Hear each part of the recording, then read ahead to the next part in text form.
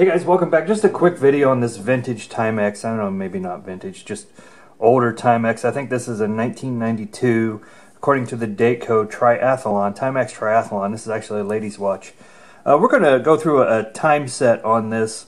As you can see, a lot of the wear is on here where you can't read what these buttons are anymore, so you got to go through and figure it out. The mode, obviously, still labeled. That'll take you to a different mode. Your chrono, your timer, your alarm, and then back to your time. This one up here, it's going to be hard for you guys to see, but this is actually a light. I can see a light come on over here. So this one right here is our set button. We can't tell again because it's all worn off. So what we would have to do to set this time is to hold that in, and we get a blink on our seconds.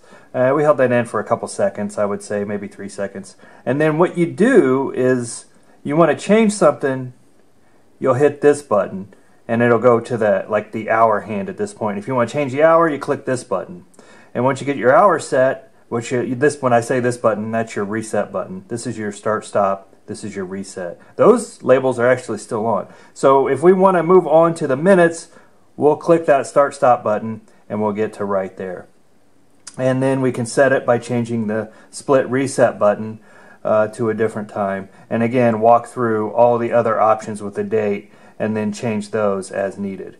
And then right at the end it says 12 hour. If you want to change it to 24, you press your split reset and then you're all done. Then when you're finished and you have everything like it, just hold in your button down here again, which is your set button, and it will set it back to normal and start ticking again. Now on these watches, you can see, well, you may not be able to see because it's very small. There's a little A right between the 11 and the 4, right above the colon.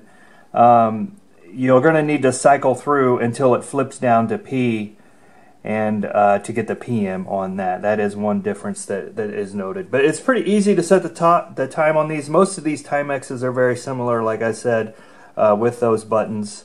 That's all we have. Just a quick tip today on how we set those times. And we'll see you next time.